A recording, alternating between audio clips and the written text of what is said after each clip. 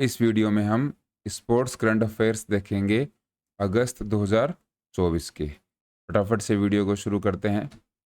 पहला क्वेश्चन है, स्वप्निल कुसाले ने पेरिस 2024 ओलंपिक में कौन सा पदक जीता? स्वप्निल कुसाले की बात हो रही है और पेरिस 2024 में इन्होंने एक मेडल जीता है। वो मेडल कौन सा था? तो करेक्ट आंसर हमारा हो जाएगा ब्रॉन्ज मेडल। ये हैं स्वप्निल कुसाले। इन्होंने 50 मीटर राइफल 3 पोजीशन के अंदर ओलंपिक शूटिंग के अंदर हमारा पदक जीता और इनका जो मेडल है वो कौन सा है? Bronze medal. ब्रॉन्ज मेडल इन्होंने 50 मीटर राइफल 3 पोजीशन इवेंट के अंदर जीता है। इवेंट आपको ध्यान में रखना है, इवेंट कई बार पूछ लिया जाता है। मनु भाकर ने किस इवेंट में कांस्य पदक जीता? मनु भाकर ने ब्रॉन्ज मेडल जीता और टोटल 2 मेडल जीते इन्होंने। तो एक जो ब्रॉन्ज मेडल था इनका वो कौन सी कैटेगरी के अंदर था? 10 metre air pistol. C is the correct answer. ये हैं मनु भाकर और महिलाओं की 10 मीटर एयर पिस्टल इवेंट के अंदर इन्होंने ब्रॉन्ज मेडल अपने नाम किया और ऐसा करने वाली ये फर्स्ट इंडियन वुमेन शूटर हो गई हैं। किसी भी महिला या फिर किसी भी वुमेन प्लेयर ने अभी तक ओलंपिक में इंडिया के लिए शूटिंग के अंदर कोई भी मेडल नहीं जीता था। ऐसा करने वाली मनु भाकर पहली खिलाड़ी बन गई हैं। काफ़ी इंपॉर्टेंट क्वेश्चन है, बहुत सारे एग्जाम्स में ये क्वेश्चन देखने को मिलेगा और आपको ये इवेंट ध्यान में रखना है, 10 मीटर एयर पिस्टल।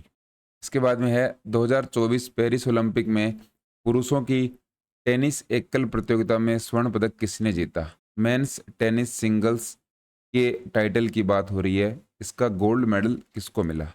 तो ये जो गोल्ड मेडल है ये मिला था नोवाक जोकोविच को। एस के अंदर करेक्ट आंसर है, ये है नोवाक जोकोविच और ये इनका जो विक्ट्री सिग्नेचर है 1 नंबर गोल्ड इनको मिला। और इन्होंने किसको हराया ये भी आपको ध्यान में रखना है। इन्होंने हराया कार्लोस अल्काराज को। इसका मतलब हो गया कार्लोस अल्काराज को क्या मिला? Silver medal. और अगर हम बात करें नोवाक जोकोविच की तो ये इनका ओलंपिक में पहला गोल्ड मेडल है। इससे पहले कोई भी गोल्ड मेडल इनको नहीं मिला था। इसके साथ साथ अगर हमें ध्यान में रखने हैं तो सबसे ज़्यादा इनके ग्रैंड स्लैम है 24 ग्रैंड स्लैम, 24 ग्रैंड स्लैम खिताब इन्होंने जीते हैं। इससे पहले 2008 के अंदर इन्होंने ओलंपिक के अंदर कौन सा मेडल जीता था? Bronze medal. लेकिन गोल्ड मेडल इनको नहीं मिला था। गोल्ड मेडल पहली बार इन्होंने 2024 के पेरिस ओलंपिक में जीता है। इसके बाद है मनु भाकर और सरबजोत सिंह ने पेरिस ओलंपिक 2024 में कौन सा पदक जीता? तो ये तो हमें पता है कौन सा पदक जीता, वो है ब्रॉन्ज मेडल। ये हैं सरबजोत सिंह और ये हैं Manu Bhaker. 10 metre air pistol mixed team event के अंदर इन्होंने ये मेडल जीता है। मिक्स का मतलब एक इसमें मेल और एक फीमेल, दोनों एक टीम के जैसे खेलते हैं। एक टीम के अंदर मनु भाकर और सरबजोत सिंह इंडिया की तरफ से खेले थे।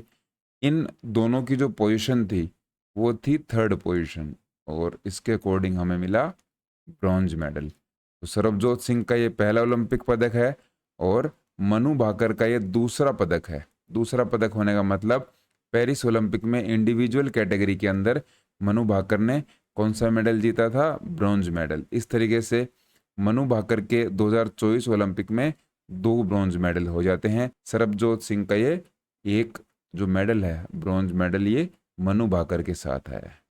पेरिस 2024 ओलंपिक समापन समारोह में भारत का ध्वजवाहक कौन रहा? तो ध्वजवाहक रहे थे मनु भाकर। मनु भाकर को 11 अगस्त पेरिस 2024 ओलंपिक समापन समारोह के लिए भारत का ध्वजवाहक नियुक्त किया गया था। फ्लैग बियरर रहते हैं। ध्वजवाहक का मतलब है जो टीम है उस देश की वो उस ध्वजवाहक या फिर फ्लैग बियरर के पीछे चलती है। इंडिया का फ्लैग सबसे आगे और अपनी टीम उनके पीछे रहेगी। ये उपलब्धि मनु भाकर को अब की बार दी गई थी। निशानेबाजी के अंदर पदक जीतने वाली भारत की ये पहली खिलाड़ी बनी है और स्वतंत्रता के बाद 2 ओलंपिक पदक जीतने वाली केवल 3 भारतीयों में से एक हैं। 3 भारतीय कौन कौन हो गए? एक तो हमारे हैं नीरज चोपड़ा, इन्होंने कितने मेडल जीते हैं? 2 मेडल। एक हैं सुशील कुमार, इन्होंने कितने मेडल जीते हैं? 2। एक हैं पीवी सिंधु, इन्होंने भी 2 मेडल जीते हैं ओलंपिक में। और अब ये मनु भाकर कौन सी चौथे नंबर की खिलाड़ी बन गई हैं जिन्होंने ओलंपिक में 2-2 मेडल जीते हैं। नीरज चोपड़ा एकमात्र ऐसे हैं जिन्होंने गोल्ड के साथ सिल्वर मेडल भी जीता है। बाकी सभी ने ब्रॉन्ज और सिल्वर मेडल जीते हैं, गोल्ड मेडल किसी को भी नहीं मिला। ये चीज़ें ध्यान में रखनी है।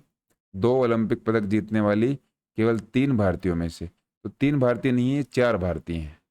क्या आपको ध्यान में रखना है, ये इनके अलावा 3 हैं। कौन कौन है? नीरज चोपड़ा के 2 मेडल हैं, सुशील कुमार ने ओलंपिक में 2 पदक जीते हैं और पीवी सिंधु ने 2 पदक जीते हैं। पीवी सिंधु ने 2016 और 2020 के अंदर पदक जीते हैं इंडिया के लिए। 2024 में पीवी सिंधु को कोई पदक नहीं मिला। और 2024 की अगर हम बात करें शूटिंग में, तो इंडिया ने 3 पदक जीते हैं। कौन कौन से? 2 मनु भाकर ने और 1 सरबजोत सिंह ने। इस तरीके से 3 ब्रॉन्ज मेडल हमने अपने नाम किए। यहाँ पर आप इसको 3 को काट सकते हो क्योंकि 2 ओलंपिक पदक जीतने वाले हमारे पास 4 खिलाड़ी हैं। इसके बाद में है कावा महिला वॉलीबॉल नेशंस लीग में भारत को कौन सा पदक मिला? वुमेन्स वॉलीबॉल नेशंस लीग में इंडिया को मिला है गोल्ड मेडल। ये हमारी वॉलीबॉल की टीम है और 7 अगस्त को काठमांडू के दशरथ स्टेडियम के अंदर फाइनल में हमने नेपाल को हराया और ऐसा करके भारत का ये दूसरा खिताब है। दूसरी बार हमने इस इवेंट को जीता है। इंडिया को मिला गोल्ड, नेपाल को सिल्वर और ईरान को इसके अंदर ब्रॉन्ज मेडल मिला। भारतीय हॉकी टीम ने पेरिस 2024 ओलंपिक में कौन सा पदक जीता? तो हमने इसके अंदर जीता ब्रॉन्ज मेडल। ये अब इंडिया की हॉकी टीम है और 8 अगस्त को स्पेन को 2-1 से हमने हराया और इसके साथ हमने ब्रॉन्ज मेडल हासिल किया। टोक्यो 2020 में भी हमने ब्रॉन्ज मेडल हासिल किया था। हमने क्या जीता था? ब्रॉन्ज मेडल जीता था। इस तरीके से 2020 के बाद 2024 लगातार हमने 2 ब्रॉन्ज मेडल जीतनी है ओलंपिक के अंदर। हरमनप्रीत सिंह जो कि कप्तान है, 8 मैचों में 10 गोल किए इन्होंने और स्कोरिंग चार्ट के अंदर सबसे ये ऊपर रहे। कांस्य पदक मैच में भी जो 2 गोल थे, दोनों गोलों में वो शामिल थे। 1972 के बाद ये पहली बार हुआ है कि भारत ने पुरुष हॉकी में लगातार 2 ओलंपिक पदक जीते हैं। नहीं तो बहुत लंबे समय से हम ओलंपिक में पदक नहीं जीत पा रहे थे। तो ये कुछ डिटेल्स हैं, इनके बारे में आपको ध्यान रखना है। नीरज चोपड़ा ने पेरिस 2024 ओलंपिक में कितने मीटर की दूरी का भाला फेंककर सिल्वर मेडल मिला? सिल्वर मेडल मिला ये तो सभी को पता है। इनकी जो डिस्टेंस है वो अब की बार ज़रूर पूछ जाएगी, तो वो है 89.45 मीटर। 89.45 मीटर दूरी का इन्होंने भाला फेंका। अब ये तो बात होगी सिल्वर मेडल की, जिसके बारे में सभी को पता है। गोल्ड मेडल भी अब की बार काफ़ी इम्पोर्टेंट है क्योंकि गोल्ड मेडल मिला है पाकिस्तान के अरशद नदीम को। इन्होंने 90 मीटर का जो मार्क है वो क्रॉस कर दिया। 90 मीटर का मार्क क्रॉस करना बहुत बड़ी बात है। 92.27 मीटर, ये भी ध्यान में रखना है। और अगर हम बात करें आज़ादी के बाद ओलंपिक में पदक जीतने वाले खिलाड़ियों की बात करें तो भारतीय ट्रैक और फील्ड, इंडियन ट्रैक और फील्ड के अंदर 2 मेडल जीतने वाले ये पहले खिलाड़ी बन गए हैं। ट्रैक एंड फील्ड में 1947 के बाद ऐसा कोई भी खिलाड़ी नहीं हुआ है जिसने 2 पदक जीते हैं।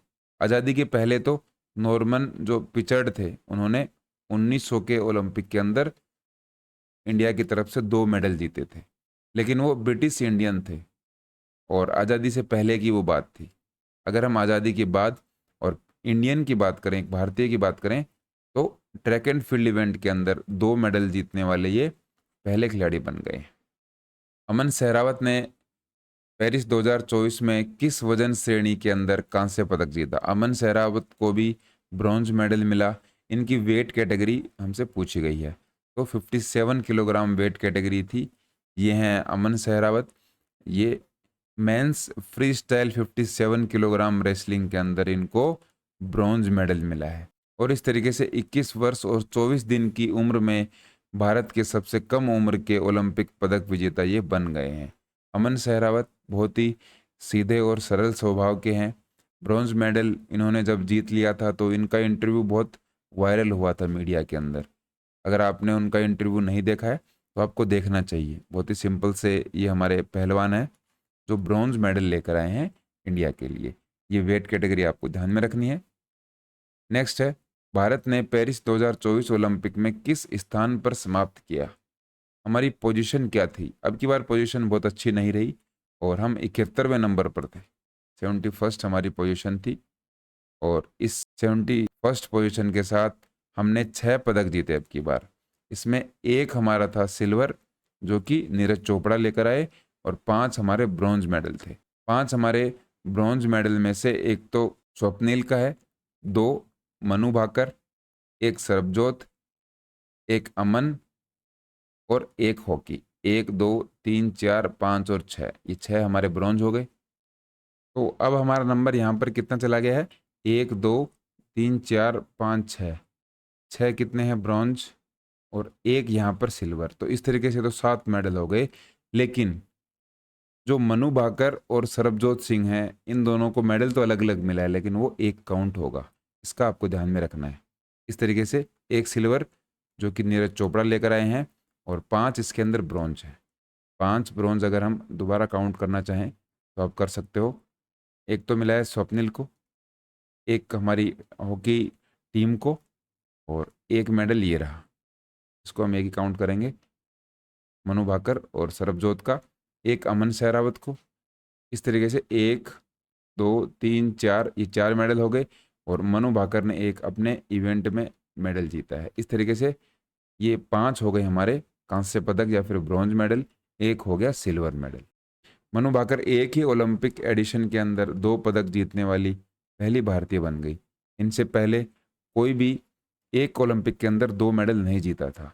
पीआर श्रीजेश हॉकी में कांस्य पदक जीतने के बाद रिटायरमेंट इन्होंने ले लिया है। ग्रीष्मकालीन ओलंपिक या फिर समर ओलंपिक 2028 लॉस एंजलिस के अंदर इनका आयोजन करवाया जाएगा। बेसबॉल और सॉफ्टबॉल की इसके अंदर वापसी होगी। बेसबॉल और सॉफ्टबॉल दोनों गेमों को इंक्लूड किया जाएगा और फ्लैग फुटबॉल और क्रिकेट जैसे नए खेल भी शामिल किए जाएंगे। तो आपको ध्यान में रखना है, 2028 का जो लॉस एंजलिस ओलंपिक है उसके अंदर क्रिकेट को शामिल किया जा रहा है। इसके बाद में पेरिस ओलंपिक की एक समरी है, इसका हम डिटेल भी एक वीडियो लेके आएंगे, पेरिस ओलंपिक और पैरालंपिक दोनों का। अभी हमारे अगस्त के बाद सितंबर के करंट अफेयर जैसे कंप्लीट होते हैं, उसके बाद आपको कंप्लीट वीडियो मिलेगी पेरिस ओलंपिक और पैरालंपिक की। पहले थोड़ा सा ब्रीफ देख लेते हैं। पेरिस फ्रांस के अंदर 2024 का समर ओलंपिक 26 जुलाई से 11 अगस्त 2024 तक इसका आयोजन करवाया गया। ये डेट कई बार पूछ लेते हैं, कब स्टार्ट हुआ? 26 जुलाई को। कब फिनिश हुआ? 11 अगस्त को। कितने खेल थे? 32। इवेंट कितने थे? 329। इसके अंदर break dancing, skateboarding, sport climbing और सर्फिंग भी शामिल थे। अब परेड बहुत ही इंपॉर्टेंट थे अब की बार। परेड अब की बार सीन नदी पर हुई थी। पेरिस में एक नदी है जो सीन नाम से है, सीन नदी के अंदर परेड हुई थी और प्रत्येक राष्ट्रीय प्रतिनिधि मंडल के लिए नाव थी, नाव के ऊपर उन्होंने परेड करवाई थी। बहुत सारे कैमरे लगे हुए थे नाव जो थी उनके ऊपर, ताकि दर्शक एथलीट्स को देख सकें। 2024 का लोगो मेरियन था, जो फ्रांसीसी गणराज्य का प्रतीक है। क्या था? Marianne, symbol of the French republic. और इसके बाद में अगर हम बात करें तो पदक चोमेट ज्वेलरी हाउस इनके सहयोग से डिज़ाइन किया गया था। चोमेट ज्वेलरी हाउस, इसने इनको डिज़ाइन किया था। इंडिया ने 1 सिल्वर और 5 ब्रॉन्ज मेडल के साथ टोटल 6 पदक जीते। 71वां हमारा स्थान रहा। 206 देशों के 15,000 एथलीट्स ने इसके अंदर पार्टिसिपेट किया। इसके बाद में यहाँ पर आप इंडिया ने जो मेडल जीते, इंडिया के जो मेडल विनर्स हैं उनकी लिस्ट है। मनु भाकर ने मेडल जीता वुमेन्स 10 मीटर एयर पिस्टल के अंदर। इसके बाद मनु भाकर और सरबजोत सिंह, ये जो हम बात कर रहे थे, हम काउंट तो करेंगे कि मनु भाकर को यहाँ मेडल मिला और यहाँ भी मेडल मिला और सरबजोत सिंह को यहाँ मिला, लेकिन जब काउंट करते हैं तो ये एक ही मेडल काउंट करते हैं। एक मेडल यहाँ पर स्वप्निल को एक मेडल मिला मेंस 50 मीटर राइफल 3 पोजीशन के अंदर। इसके बाद में इंडिया की टीम को एक ब्रॉन्ज मिला जो कि हॉकी के अंदर आए हमारा मेंस इवेंट में। फिर नीरज चोपड़ा को मिला सिल्वर, एकमात्र सिल्वर, गोल्ड अब की बार मिला ही नहीं। और एक अमन सहरावत का bronze medal men's freestyle 57 kilogram weight category के अंदर। 1 2 3 4 5 हमारे ब्रॉन्ज हो गए, एक सिल्वर। इस तरीके से 6 मेडल टोटल हमने जीते हैं। इतने कम मेडल हैं, याद भी नहीं करने पड़ेंगे, एक बार देखोगे तो ये क्लियर भी हो जाएंगे। तो शूटिंग हमारा सबसे बेस्ट गेम रहा। अगर आपको पूछें तो ध्यान में रखना है, शूटिंग के अंदर हमने 3 मेडल मिले, 3 ही मिले। और अगर हम 2 मेडल मनु भाकर के अलग रखें तो आप इनको 4 बोल सकते हो, लेकिन अगर एग्जाम में क्वेश्चन आए तो हम 3 ही करेंगे, क्योंकि ये एक ही इवेंट था। दोनों खिलाड़ियों को मेडल जरूर मिला है, लेकिन इसको हम एक ही काउंट करेंगे। बाकी हॉकी, एथलेटिक्स और रेसलिंग में एक एक हमें मेडल मिला है। ये पेरिस 2024 ओलंपिक की मेडल टैली है। यूएसए को 40 गोल्ड मिले और 44 सिल्वर और 42 ब्रॉन्ज, इस तरीके से 126 टोटल मेडल मिले। यूएसए पहले स्थान पर रहा, दूसरे नंबर पर चाइना, तीसरे पर जापान, चौथे पर ऑस्ट्रेलिया, और ऐसे करते करते 71वीं पोजीशन पर हम 1 सिल्वर, 5 ब्रॉन्ज और 6 टोटल मेडल के साथ 71वें स्थान पर रहे। हमसे ऊपर अब की बार पाकिस्तान आ गया।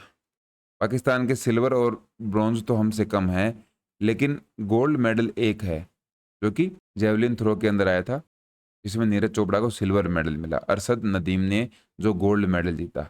और कोई भी जो बड़ा इवेंट होता है, ओलंपिक हो, कॉमनवेल्थ हो, एशियन गेम्स हो, तो जिस देश के गोल्ड मेडल ज़्यादा होंगे वो टैली में ऊपर आएगा, भले ही उसने ब्रॉन्ज मेडल नहीं जीते हों। इंडिया ने यहाँ पर मान लीजिए 100 सिल्वर मेडल जीते होते और 50 ब्रॉन्ज मेडल जीते होते, लेकिन गोल्ड मेडल एक भी नहीं है। पाकिस्तान एक गोल्ड जीतने के बाद सिल्वर और ब्रॉन्ज दोनों 0-0 भी रहते, तब भी पाकिस्तान ऊपर रहता। इस तरीके से पाकिस्तान हमारा 2024 का जो पेरिस ओलंपिक था उसमें हमसे ऊपर है, क्योंकि गोल्ड मेडल उनको एक मिला है। इस तरीके से आप इसको याद रख सकते हो। इसके बाद देखिए अगला क्वेश्चन है, किस भारतीय खिलाड़ी को पेरिस 2024 पैरालंपिक टीम का सेफ डे मिशन नामित किया गया है? तो ये नामित किया गया है सत्यप्रकाश सांगवान को। ये हैं सत्यप्रकाश सांगवान जी। इनको भारतीय पैरालंपिक समिति, इसको हम पीसीआई बोलते हैं, पेरिस 2024 पैरालंपिक खेलों के लिए भारत के दल के सेफ डी मिशन के रूप में नियुक्त किया गया है। भारत के अब तक के सबसे बड़े जो पैरालंपिक टीम है, पैरालंपिक दल है, इसका वो नेतृत्व करने वाले हैं। करने वाले तो क्या हैं, उन्होंने कर लिया है, पैरालंपिक फिनिश भी हो गया। हम इसको समझेंगे कि कितने मेडल आए जब इसकी डिटेल में वीडियो या फिर जो सितंबर का करंट अफेयर है उसमें हम क्लियर कर लेंगे। और बात करें तो भारत 12 खेल विधाओं या फिर 12 स्पोर्ट्स डिसिप्लिन्स के अंदर पार्टिसिपेट किया और इंडिया के 84 पैरा एथलीट्स इसके अंदर शामिल है। किसे पेरिस पैरालंपिक्स 2024 में भारत का ध्वजवाहक नामित किया गया? इंडिया के जो फ्लैग बियरर 2024 पैरालंपिक्स में थे वो थे सुमित अंतिल और भाग्यश्री जाधव। ये हैं सुमित और ये हैं भाग्यश्री। उद्घाटन समारोह के लिए भारत के ध्वजवाहक सुमित अंतिल और भाग्यश्री जाधव रहे। 84 जो एथलीट हैं, 84 एथलीट्स ने पार्टिसिपेट किया। टोक्यो पैरालंपिक में हमारे कितने थे? 54 एथलीट्स थे। और अगर सुमित अंतिल और भाग्यश्री जाधव की आपको कैटेगरी पूछें तो सुमित अंतिल हमारे भाला फेंकते हैं, जेवलिन थ्रोवर हैं, F64 इनकी कैटेगरी है। भाग्यश्री जाधव शॉर्ट पुट में इनकी कैटेगरी है 5F34। F का मैंने आपको कई बार बताया है, F का मतलब फील्ड इवेंट, T का मतलब ट्रैक इवेंट। ट्रैक इवेंट में दौड़ने वाले इवेंट आते हैं और F के अंदर जो फील्ड इवेंट है उसके अंदर जंपिंग इवेंट आते हैं और थ्रोइंग इवेंट्स हमें देखने को मिलते हैं। आईसीसी के नए चेयरमैन कौन होंगे? चेंज हो गए हैं, अब होने वाले हैं जय शाह, इंडिया से हैं। और बीसीसीआई के ये सचिव अभी हाल फिलहाल में हैं। और जय शाह इंग्लैंड और ऑस्ट्रेलिया के क्रिकेट बोर्ड का इनको समर्थन मिला और ये अब नए आईसीसी चेयरमैन बन गए हैं। किनका स्थान लेंगे? ग्रेग बार्कले का। इंडिया की तरफ से जगमोहन डालमिया, शरद पवार, एन श्रीनिवासन और शशांक मनोहर के बाद आईसीसी की अध्यक्षता करने वाले ये तीसरे भारतीय बन जाएंगे। दिसंबर 2024 में पदभार ग्रहण करने के बाद आईसीसी के इतिहास में सबसे कम उम्र के ये चेयरमैन होंगे। कब मिलेगा इनको पदभार? 2024 में ये इस पद को ग्रहण करेंगे। इसके बाद देखिए, रौनक दहिया ने किस श्रेणी में अंडर 17 विश्व कुश्ती चैंपियनशिप में कांस्य पदक जीता? रौनक दहिया है और इन्होंने ब्रॉन्ज मेडल जीता है अंडर 17 रेसलिंग के अंदर। कुश्ती में इन्होंने ब्रॉन्ज मेडल जीता। और ग्रीको रोमन 110 किलोग्राम इनका क्या है, वेट कैटेगरी है। कहाँ पर, जॉर्डन के अम्मान के अंदर अंडर 17 विश्व कुश्ती चैंपियनशिप। कौन सी कैटेगरी है, Greco Roman 110 kilogram weight category के अंदर कांस्य पदक इन्होंने जीता है। और ऐसा होने वाला ये भारत का टूर्नामेंट में। नीरज चोपड़ा ने लुसेन डायमंड लीग में कितने मीटर की थ्रो के साथ दूसरा स्थान प्राप्त किया। नीरज चोपड़ा जिस किसी भी इवेंट के या फिर कोई भी बड़े स्पोर्टिंग टूर्नामेंट के अंदर पार्टिसिपेट करते हैं तो निश्चित रूप से उनको मेडल मिलेगा। अभी ओलंपिक के बाद उनको लगातार सिल्वर मेडल मिल रहा है, गोल्ड मेडल तक वो नहीं पहुंच पा रहे क्योंकि वो इंजरी से वापस आए हैं, इंजरी से वो रिकवर कर रहे हैं। तो अब जो लुसेन के अंदर डायमंड लीग हुई थी उनके अंदर इनको सिल्वर मेडल मिला और 89.49 का इनका थ्रो था, 89.49। कमेंट्स में आपको बताना है कि हमने जो इसमें क्वेश्चन देखा था ओलंपिक के अंदर इनका थ्रो क्या था। अगर आपको ध्यान में है तो आप कमेंट में बता सकते हो। नीरज चोपड़ा ने 22 अगस्त को लुसेन डायमंड लीग में 89.49 मीटर का थ्रो करके दूसरा स्थान प्राप्त किया। पहले स्थान पर रहे 90.61 मीटर के साथ ग्रेनेडा के एंडरसन पीटर्स। इसके बाद में लेफ्टिनेंट कर्नल काबिलान साई अशोक कौन से खेल में ओलंपिक रेफरी बने हैं, और पूरा नाम है काबिलान साई अशोक। तो ओलंपिक रेफरी ये बने हैं, लेफ्टिनेंट हैं, बॉक्सिंग के ये रेफरी बने हैं। पेरिस ओलंपिक 2024 के अंदर भारत की ओर से मुक्केबाजी में सबसे कम उम्र के ओलंपिक रेफरी ये बन गए हैं। काबिलान की उपलब्धि भारतीय सेना द्वारा बनाए गए उच्च मानकों का प्रतीक है। मतलब इंडियन आर्मी से कोई लेफ्टिनेंट है वो इंडिया को रिप्रेजेंट कर रहा है कहाँ पर, ओलंपिक के अंदर, जो कि सबसे बड़ी स्टेज है स्पोर्ट्स के अंदर। दिनेश कार्तिक को किस लीग के ब्रांड एम्बेसडर के रूप में नियुक्त किया गया है। दिनेश कार्तिक ने संन्यास ले लिया है, अब इनको ब्रांड एम्बेसडर नियुक्त किया गया है। तो इनको किया गया है SA20 लीग, साउथ अफ्रीका में लीग है T20 की, उनका ब्रांड एम्बेसडर इनको नियुक्त किया गया है। भारत और दक्षिण अफ्रीका क्रिकेट जगत के बीच एक ब्रिज का काम करता है। इस तरीके से आप इनको याद रख सकते हो। दिनेश कार्तिक साउथ अफ्रीका की जो T20 लीग है उनके ब्रांड एम्बेसडर हैं। पेरिस ओलंपिक 2024 में विनेश फोगाट किस भार वर्ग में प्रतिस्पर्धा कर रही थी। विनेश फोगाट के बारे में पूछा है और इनकी वेट कैटेगरी क्या थी, इंपॉर्टेंट है, काफ़ी सुर्खियों में रही थी। हमारा गोल्ड मेडल आ सकता था, गोल्ड नहीं तो सिल्वर मेडल पक्का था, लेकिन कुछ टेक्निकल कमी रह गई। हमारा थोड़ा सा वेट था विनेश फोगाट का ज़्यादा रह गया 100 ग्राम, उसकी वजह से डिस्क्वालीफाई हो गई। तो इनकी जो वेट कैटेगरी थी वो 50 किलोग्राम थी, यह विनेश फोगाट, और इनको अयोग्य घोषित कर दिया गया था, मात्र 100 ग्राम अधिक वेट। अब आपका वेट 100 ग्राम हो, भले 1 ग्राम हो और भले चाहे 1 किलो हो, आपका वेट अगर ज़्यादा है तो आपको बाहर कर दिया जाएगा। ये ओलंपिक्स के रूल हैं। बहुत कोशिश की इन्होंने लेकिन वेट कम नहीं हो पाया। बाकी बहुत शानदार खेली है ओलंपिक के अंदर, इनके जो मैचेस थे वो देखने लायक थे। एक अलग तरह का गुस्सा और जोश के साथ इनकी जो बाउट थी वो देखने लायक थी। अच्छा इन्होंने अपना प्रदर्शन किया। अफसोस है इंडिया को एक मेडल का लॉस हुआ। 100 ग्राम ये जो वेट है ये हमेशा में परेशान करता रहेगा। अब विनेश फोगाट ने संन्यास की घोषणा भी कर दी है। नेक्स्ट क्वेश्चन है, किस खिलाड़ी ने सिनसिनाटी ओपन में पहला खिताब जीता। तो ये जीता है जन्निक सिनर और आर्याना सबलेंका ने। इसका मतलब ये हुआ कि सिनसिनाटी ओपन किसने जीता, ये ध्यान में रखना है। तो ये जेनिक सिनर और सबलेंका ने जीता है। शिखर धवन किस खेल से संबंधित हैं। इनका नाम सुर्खियों में इसलिए है क्योंकि इन्होंने संन्यास ले लिया है। क्रिकेट इनका गेम है, सभी जानते होंगे। दिसंबर 2022 में इन्होंने अपना लास्ट मैच खेला था, तो इन्होंने सोचा कि अब संन्यास ले लेना चाहिए क्योंकि अब एज भी हो गई है। 38 साल की एज के अंदर, 38 साल की उम्र में इन्होंने संन्यास की घोषणा कर दी। भारत ने एशियाई अंडर 15 और अंडर 17 बैडमिंटन चैंपियनशिप में कुल कितने पदक जीते हैं। इंडिया ने जीते हैं 2 पदक। तन्वी पत्री ने चीन की जो प्लेयर है इनको अंडर 15 जूनियर चैंपियनशिप के अंदर हराया और महिला एकल का खिताब जीता। और ज्ञान दत्तू ने अंडर 17 चैंपियनशिप में पुरुष एकल के अंदर कांस्य पदक जीता। और ये जो पूरी चैंपियनशिप हुई है इसके अंदर हमने ये 2 मेडल जीते हैं, दोनों नाम आपको ध्यान में रखने हैं। कई बार अंडर 15-17 के क्वेश्चन आते हैं, तो ये आपको ध्यान रखना है। भारतीय राष्ट्रीय शतरंज चैंपियनशिप का 61वां संस्करण किसने जीता? 61st जो एडिशन है इंडियन नेशनल चैंपियनशिप चेस का, वो किसने जीता? ये जीता है कार्तिक वेंकट रमन ने। सी इसके अंदर हमारा करेक्ट आंसर है, यह है कार्तिक, और इन्होंने 61st एडिशन जीता है इंडियन नेशनल चैंपियनशिप चेस का। और कार्तिक की दूसरी नेशनल चैंपियनशिप है।